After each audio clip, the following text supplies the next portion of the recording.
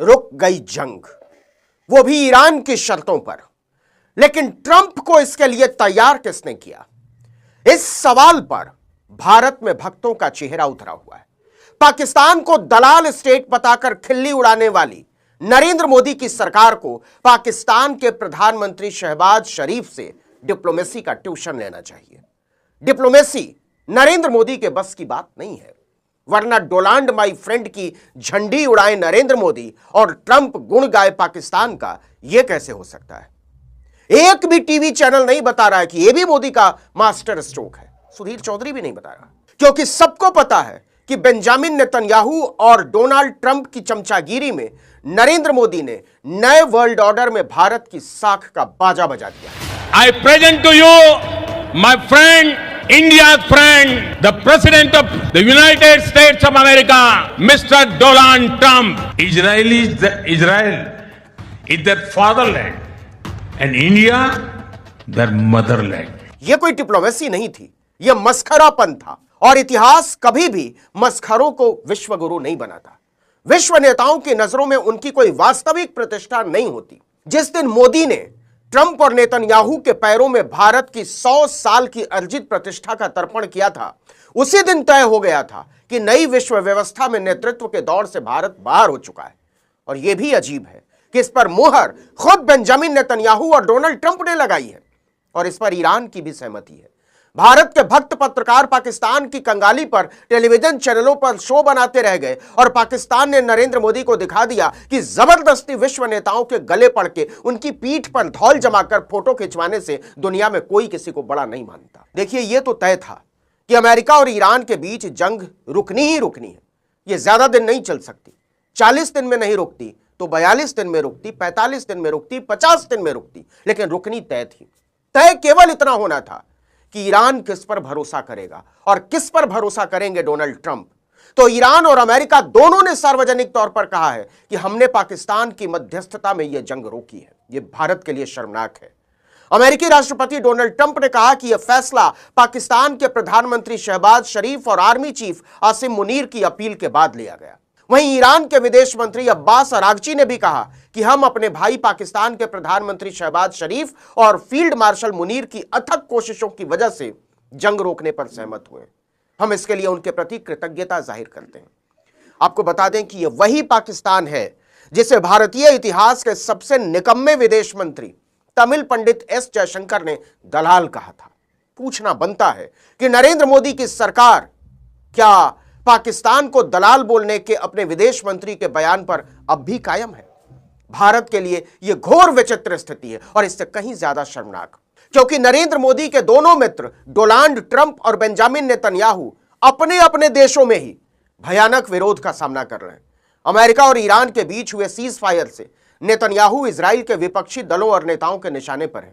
सांसद येर लैपिड ने प्रधानमंत्री बेंजामिन नेतन्याहू पर बड़ा हमला बोलते हुए कहा कि यह इजराइल के इतिहास की सबसे बड़ी राजनीतिक आपदा है। उन्होंने आरोप लगाया कि राष्ट्रीय सुरक्षा से जुड़े अहम फैसलों में इजराइल को शामिल ही नहीं किया गया। उन्होंने कहा कि सेना ने अपना काम पूरी तरह किया और जनता ने भी मजबूती दिखाई, लेकिन नेतन्याहू राजनीतिक और रणनीतिक दोनों स्तर पर विफल रहे। लैपिड ने साफ कहा कि नेतन्याहू अपने किसी भी तय लक्ष्य को हासिल नहीं कर पाए और उनके फैसलों से हुए नुकसान की भरपाई करने में देश को कई साल लग जाएंगे।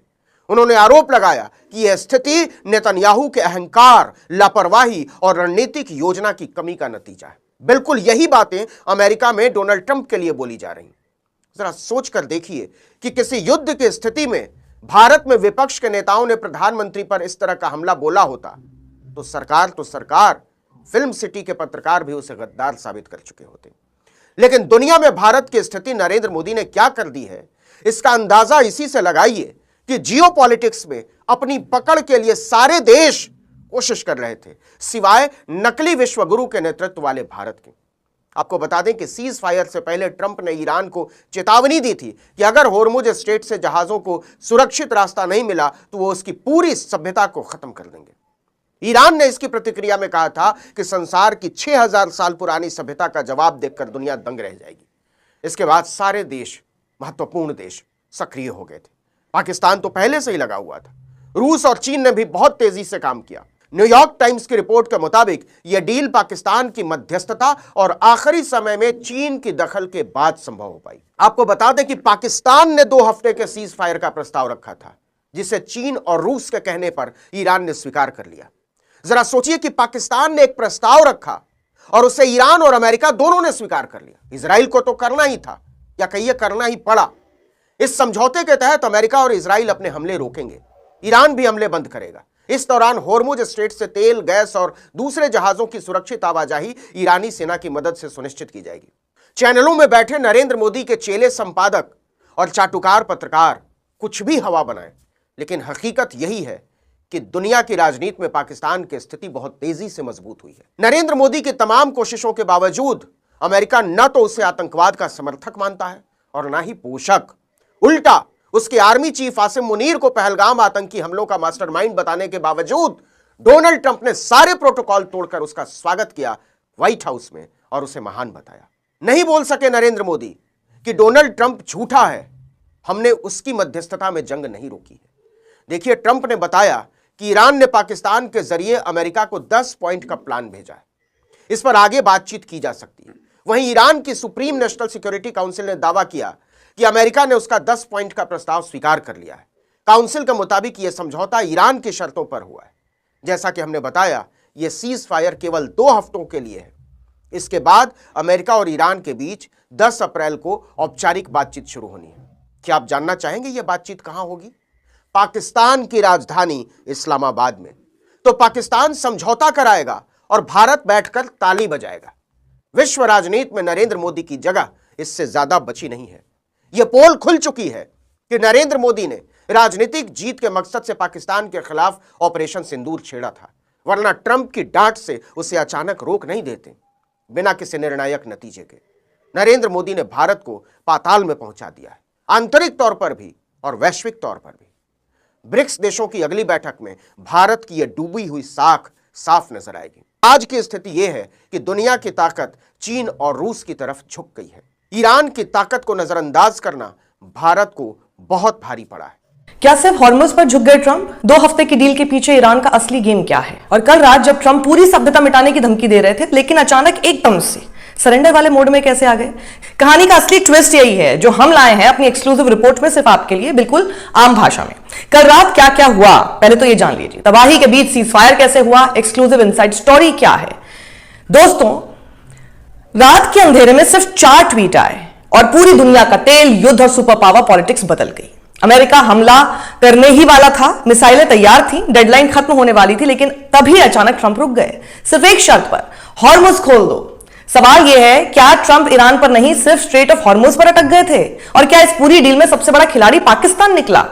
आज के वीडियो में हम आपको बताएंगे कैसे 4 घंटे के अंदर युद्ध से सीज फायर तक की कहानी पहुंची, कौन जीता कौन झुका, और क्यों चीन चुपचाप सबसे बड़ा फायदा लेकर निकल गया। वीडियो अंत तक देखिए, क्योंकि अंत में जो पाकिस्तान के ड्राफ्ट ट्वीट वाला एंगल है उसे देखकर आप चौंक जाएंगे। वो पूरी कहानी पलट सकता है। जब आप सो रहे थे तब 4 बड़े बयान आए। पहला, रात करीब 12:46 पर पाकिस्तान के पीएम शहबाज शरीफ ने अपील डाली कि 2 हफ्ते के लिए युद्ध रोक दिया जाए। उस समय दुनिया को लगा यह बस एक डिप्लोमेटिक स्टेटमेंट है, लेकिन करीब 4 बजे ट्रंप ने अचानक पोस्ट किया, मैं 2 हफ्ते के लिए हमला रोक रहा हूं अगर ईरान हॉर्मुज को पूरी तरह खोल दे। यहीं से कहानी पलटी, क्योंकि सिर्फ 40 मिनट बाद ईरान के विदेश मंत्री अब्बास अरागची ने जवाब दिया, अगर हमले रुकते हैं तो हमारी सेना डिफेंसिव ऑपरेशन रोक देगी और 2 हफ्ते तक हॉर्मुज से सेफ पैसेज पॉसिबल होगा। मतलब दोनों ने अलग अलग भाषा में एक ही बात कही और सुबह 5:20 पर पाकिस्तान ने इसे ऑफिशियल सीज फायर बता दिया कि असली लड़ाई ईरान नहीं हॉर्मुज था। अब यहां सबसे बड़ा सवाल यही है, अचानक ट्रंप ने हमला क्यों रोका? जवाब है तेल। हॉर्मुज दुनिया के सबसे क्रिटिकल शिपिंग चोक पॉइंट है। अगर ये बंद रहता तो सिर्फ अमेरिका नहीं, सऊदी, यूएई, कतर, भारत, चीन, यूरोप सब पर एनर्जी शॉक लगता। इसलिए ट्रंप का पूरा प्रेशर ईरान रेजिम चेंज से ज्यादा शिपिंग लेन रिस्टोर करने पर था। और ईरान ने क्या किया? रास्ता खोला, लेकिन कंट्रोल छोड़ा नहीं। यानी जहाज गुजरेंगे पर हमारी सेना के कोऑर्डिनेशन से। इसका मतलब सिंपल भाषा में, अमेरिका ने रास्ता खुलवाया लेकिन चाबी अब भी ईरान के ही हाथ में है। इसी स्ट्रॉन्ग पॉइंट को ईरान अपनी जीत बता रहा है। पाकिस्तान कैसे बना गेम चेंजर? अब सबसे शॉकिंग एंगल सुनिए। जिस पाकिस्तान को लोग इस कॉन्फ्लिक्ट में साइड रोल मान रहे थे, वही अचानक ट्रंप, ईरान और रीजनल मिलिट्री एस्टैब्लिशमेंट के बीच मैसेज ब्रिज बन गया। शहबाज शरीफ की अपील, असीम मुनीर का नाम, फिर इस्लामाबाद टॉक्स इनवाइट। यह दिखाता है कि पाकिस्तान सिर्फ मैसेंजर नहीं, सीजफायर आर्किटेक्ट बनना चाहता है। और अगर फ्राइडे टॉक सफल होती हैं तो साउथ एशिया डिप्लोमेसी का पूरा बैलेंस बदल सकता है। अफसोस के साथ कह रही हूं, पाकिस्तान जैसा देश समझौता करा रहा है, लेकिन यहां जहां हमें होना चाहिए, क्योंकि विश्व शांति और विश्व बंधुत्व के सिद्धांत को मानने वाले लोग हैं हम। लेकिन हमारे विदेश मंत्री कह चुके हम दलाली नहीं करते। अब आगे क्या कहूं, इसे दलाली नहीं वर्ल्ड डिप्लोमेसी कहते हैं भाई। भारत ने अतीत में दुनिया के कई बड़े युद्ध रुकवाए थे और आज ईरान अमेरिका सीजफायर में भी भारत का इतिहास याद किया जा रहा है। ये वाला पाकिस्तान, ईरान और अमेरिका के दरमियान सीजफायर करवा दिया और उसके बाद पूरी दुनिया से अपना पाकिस्तान की तारीफें की जा रही है कि किस तरह पाकिस्तान ने अपना ऐसा कहते हैं कि खौलनाक अपना जो जंग का आगाज़ हो गया था और पूरी दुनिया अपना इसकी लपेट में आने जा रही थी, उसमें सीजफायर करवा दिया है। लेकिन उसके बाद जो भारतीय मीडिया ना मोदी सरकार के पीछे कहते हैं हाथ धो के पड़ गया कि तुम लोग तो अपना पाकिस्तान को कहते हैं दलाल कहते हैं, लेकिन वही अपना जो दलाल है पूरी दुनिया कहते हैं उसको अप्रिशिएट कर रही है, उसकी यानी एफर्ट को कहते हैं उसको सराह रही कि अपना तुम लोगों ने दुनिया को एक थर्ड वर्ल्ड वॉर से अपना बचा लिया है। और ईरान और उसके बाद अमेरिका के दरमियान आपने सीजफायर करवा दी, क्योंकि इस वक्त कह रहे हैं पूरी दुनिया की जो इकॉनमी है अपना वो हिल चुकी थी।